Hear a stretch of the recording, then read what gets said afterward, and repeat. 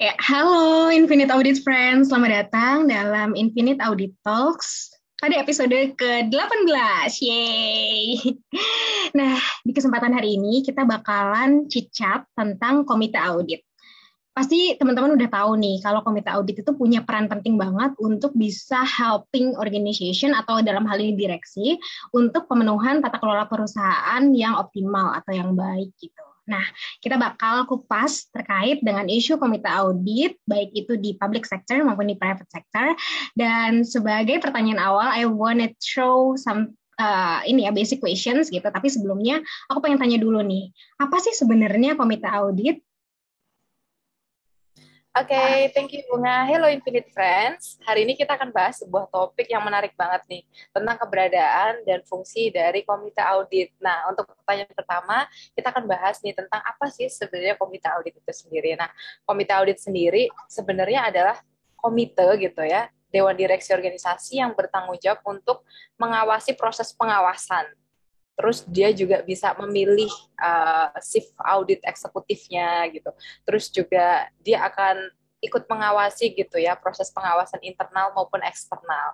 Baik. Kalau Institute of Internal Auditor sendiri mendefinisikan komite audit itu sebagai governance body gitu ya, badan tata kelola yang bertanggung jawab untuk mengawasi fungsi audit. Jadi ini kayak pengawasnya pengawas gitu ya, dan pengendalian dari organisasi itu sendiri dia juga ngelihat gitu. Jadi bagaimana fungsi internal audit ini kan ditanya selama ini ya.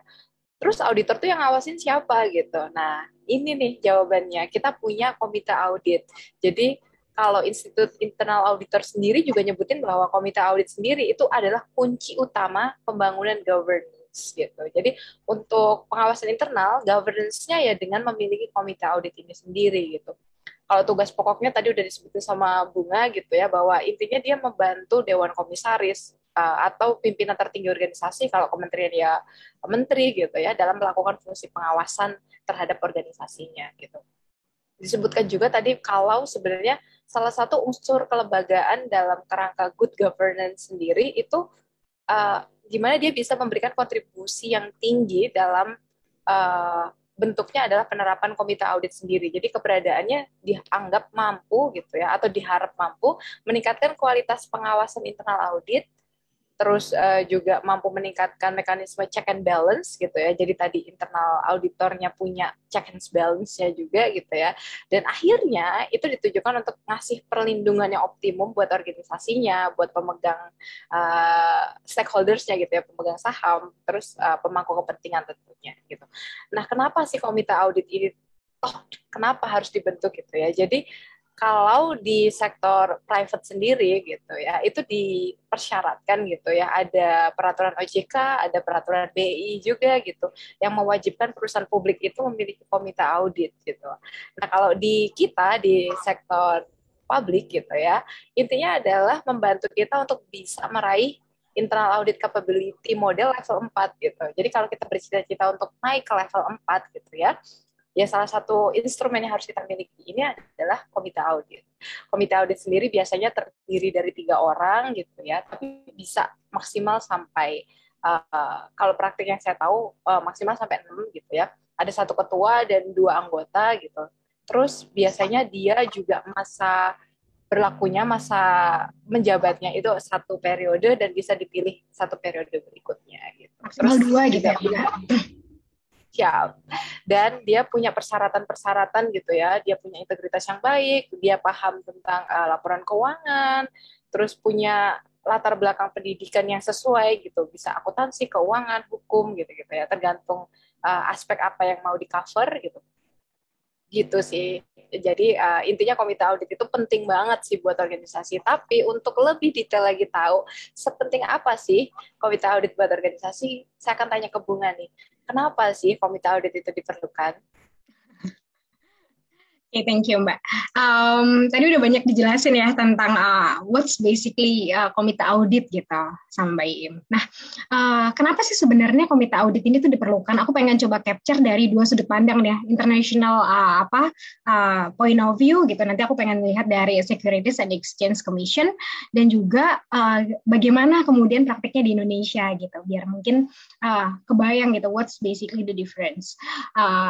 pertama kita mesti tahu dulu bahwa memang tadi komite audit ini tuh dibentuk untuk bisa membantu komisaris atau dewan pengawas dalam memastikan efektivitas sistem pengendalian intern atau internal dan efektivitas pelaksanaan tugas auditor eksternal maupun auditor internal. Itu dulu nih, itu yang kayak foundation-nya gitu. Nah, kalau merujuk ke Securities and Exchange Commission atau SEC, sebenarnya tujuan komite audit ini tuh clear nih, itu ada 4 gitu ya. Yang pertama adalah mengawasi integritas dari laporan keuangan perusahaan.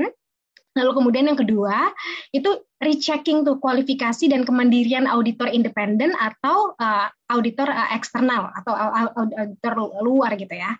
Lalu kemudian yang ketiga adalah making sure kinerja dari auditor internal perusahaan dan eksternalnya apakah sudah berjalan dengan sesuai semestinya dan segala macam.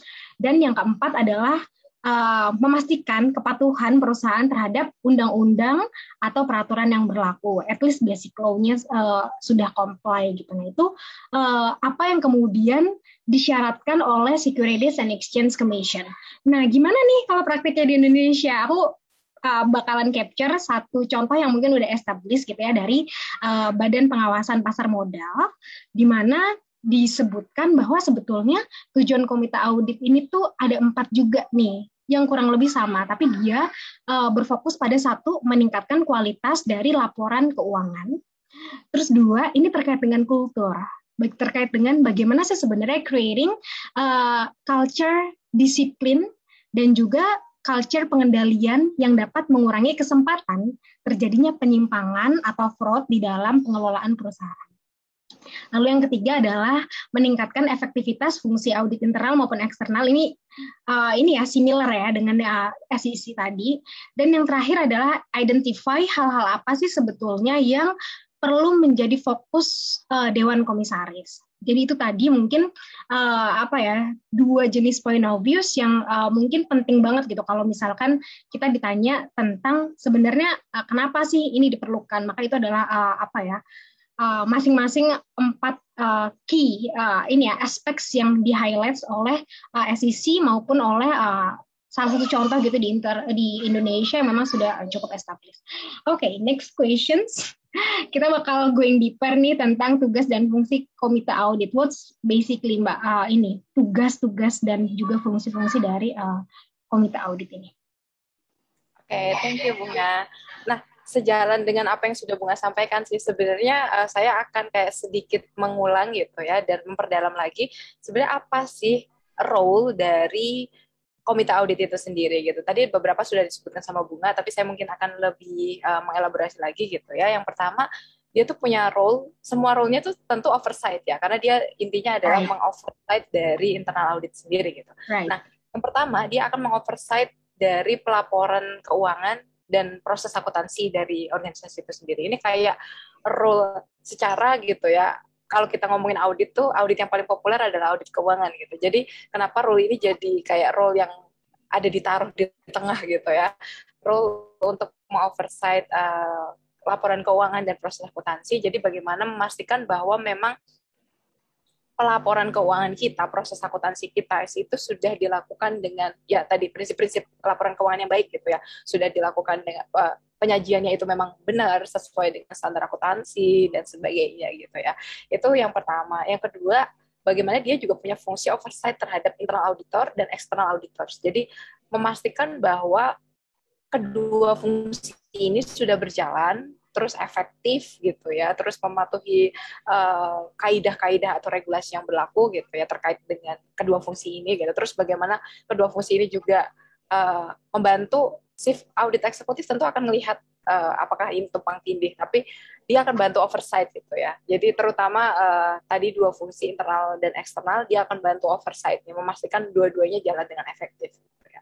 Terus yang ketiga tadi Bunga sebutkan juga dia akan mengoversight kepatuhan peraturan atau regulasi yang ikut mengatur organisasi tersebut. Itu ini jadi concern organisasi ya, bahwa kita harus bisa patuh, comply terhadap peraturan-peraturan yang mengikat. Kalau perbankan ya tadi bisa merujuk ke peraturan-peraturan OJK gitu ya, atau peraturan bursa efek gitu. Jadi bagaimana organisasi kita itu literally udah patuh gitu. Tentu fungsi mengevaluasi, mereview kepatuhan itu ada di internal auditor. Nah, fungsi oversight-nya gitu ya, memastikan atas jalannya hal itu ada di komite audit. Selanjutnya tentu karena ini internal audit gitu ya, komite audit atas internal audit gitu. Jadi tentu pengen banget juga ikut memonitor gitu efektivitas dari pengendalian internalnya gitu, dan tadi fungsi dari internal audit sendiri itu udah jalan dengan semestinya. Dan juga yang tidak lupa bahwa ada fungsi oversight terhadap risk management juga, karena risk management itu concern-nya dari internal audit gitu ya, tentu dia akan ikut mengoversight juga. Jadi apapun yang menjadi concern dari internal audit itu sebenarnya akan jadi concern dari komite audit, cuman levelnya berbeda aja. Kalau ini levelnya lebih ke oversight, bukan yang ngejalanin dari proses pengawasan itu sendiri gitu. Jadi itu sih sebenarnya role utama gitu ya dari komite audit gitu. Dan sekarang saya mau nanya ke Bunga nih, kalau kita udah tahu nih, kalau ini ternyata penting gitu, tapi gimana sih sebenarnya komite audit bekerja? Kita tuh nggak tahu gitu, karena kalau organisasinya kita nggak punya komite audit, biasanya kita jadi nggak familiar gitu dengan cara bekerjanya. Nah, boleh diceritakan nggak, Bung, gimana sih komite audit itu bekerja gitu? Oke, thank you Mbak Im. Bagaimana komite audit bekerja? Oke, mungkin aku kayak pengen start dari komite audit ini tuh sebetulnya adalah sebuah komite yang anggotanya merupakan anggota Dewan Komisaris terpilih yang nanti memiliki pertanggungjawaban tertentu, seperti membantu tadi yang menetapkan auditor independen terhadap usulan-usulan strategis manajemen misalkan, atau mungkin bagaimana sih sebenarnya struktur komite audit ini tuh ada dan terbentuk. Jadi biasanya ini tuh angkanya ganjil gitu ya. Komite audit ini terdiri dari 3 sampai dengan 5 atau max itu 7 gitu. Itu biasanya secara struktur tuh seperti itu, yang mana ketiga, 5 atau ketujuh orang ini itu bukan merupakan part atau bagian dari manajemen perusahaan atau manajemen direktorat tertentu atau kementerian tertentu dan lembaga tertentu kayak gitu. Nah, ini jadi satu hal yang secara tata kelola penting dan perlu untuk bisa di-highlight gitu ya.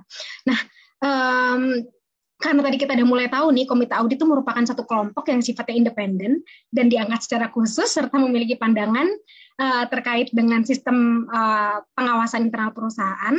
Dia sebetulnya tuh bekerja dalam tataran apa aja, itu ada 3 hal.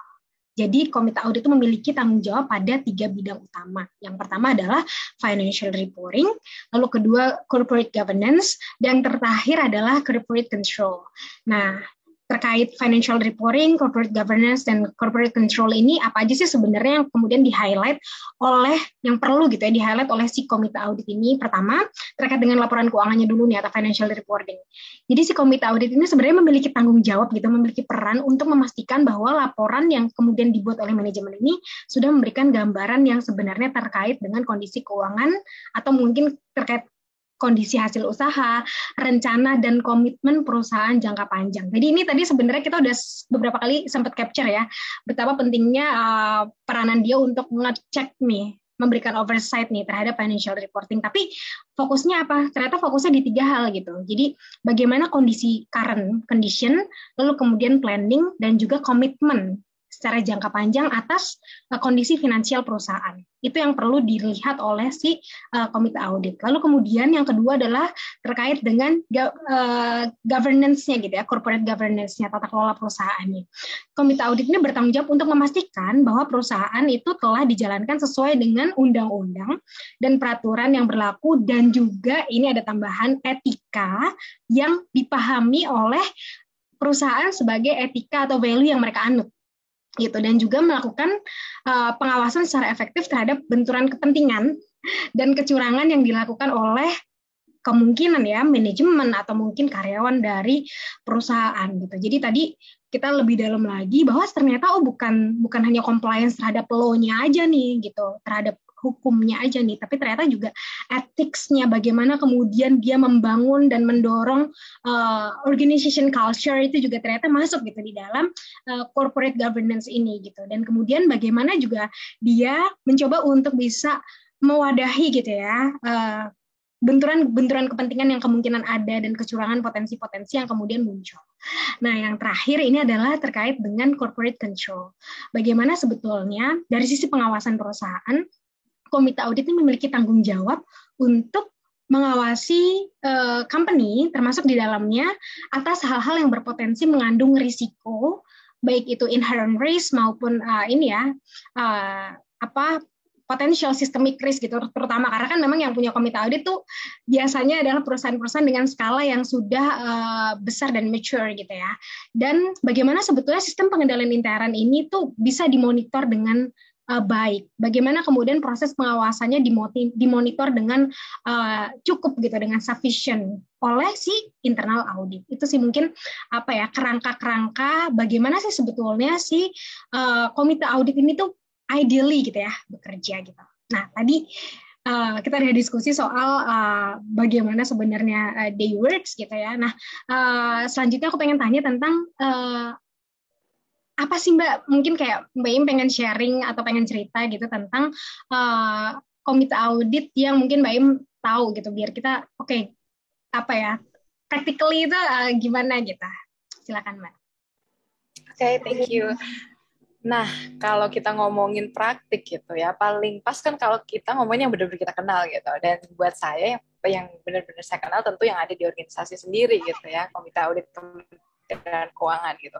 Jadi meskipun saya udah baca lumayan banyak referensi terkait komite audit gitu, cuman untuk komite audit publik sendiri di Indonesia itu kayaknya ini yang pertama dan sampai saat ini masih satu-satunya gitu yang ada di sektor publik Indonesia gitu. Jadi tentu saya senang banget bisa share ini gitu ya, karena ini tentu sesuatu yang baru dan sesuatu yang semoga ini juga menginspirasi unit-unit lain gitu ya, sektor publik lain untuk oh iya ya ternyata kalau komite audit diperlukan ya we have to have this committee gitu. Nah, oke, jadi saya mau cerita dulu bahwa sebenarnya dia dibentuk di Kemenkyu sendiri. Ini dibentuk di tahun 2018 melalui peraturan melalui Keputusan Menteri Keuangan tahun 2018 tentang pembentukan Komite Audit Kementerian Keuangan.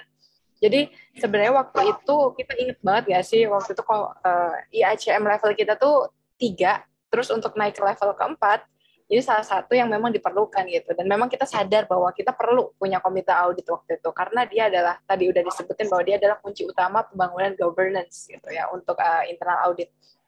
Jadi waktu itu di 2018 kita bentuk dengan 3 orang gitu ya, ketuanya adalah staf ahli gitu, staf ahli keuangan, dan seorang expert di bidang akuntansi dan pelaporan keuangan gitu ya. Terus yang satunya adalah di bidang hukum gitu, karena itu juga aspek yang menurut kita penting gitu untuk dimiliki.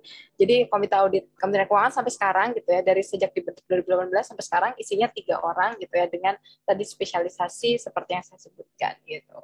Dan harapannya tentu ini bisa jadi meningkatkan tata kelola Kementerian Keuangan gitu. Jadi nggak sekadar cuman pelengkap aja karena kita pengen punya IACM level 4, bukan gitu ya. Tapi memang kita menyadari bahwa secara substansi kita memang perlu untuk punya komite audit untuk ngawasin, untuk ngebantu juga gitu ya internal auditornya nggak jalan sendiri, tapi dia juga memang ada yang oversight dan memastikan jalannya memang sudah sesuai gitu. Nah, kalau tujuannya sendiri ngapain sih waktu itu dibentuk? Jadi tujuannya sendiri adalah membantu tugas Menteri Keuangan untuk melakukan fungsi pengawasan internal oleh Itjen. Jadi fungsinya dia langsung lapor ke Menteri Keuangan gitu ya, karena Menteri Keuangan yang butuh Itjen ini di oversight gitu ya. Jadi dia levelnya tidak setara ya dengan Itjen. Ke bawah lah kalau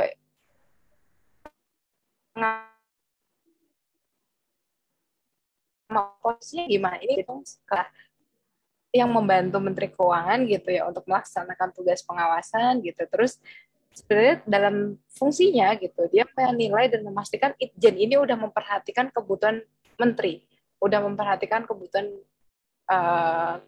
Kemenkyu sendiri gitu. Jadi proses alignment apa yang perlu diawasi dari Kementerian Keuangan sendiri, ini komite audit ikut menilai dan memastikan bahwa Itjen udah ngelaksanain itu gitu.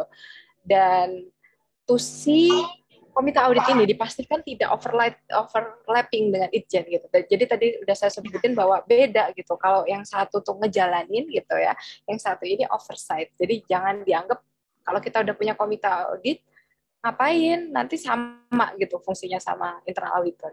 Beda ya, tentu beda banget. Yang satu adalah fungsi oversight, yang satu fungsi yang memang menjalankan gitu. Nah, kalau komite audit ini sendiri juga harapannya bisa membantu Itjen gitu ya,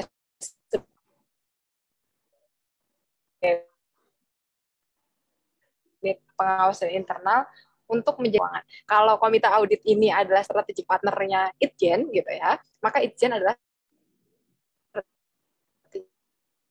partnernya Kementerian Keuangan. Jadi harapannya jadi strategic partner gitu. Nah, ini jadi kayak bisa dibayangkan betapa pentingnya gitu punya komite audit kalau kita memang merasa bahwa secara skala gitu, secara skala organisasi, secara kebutuhan kita memang sudah perlu gitu.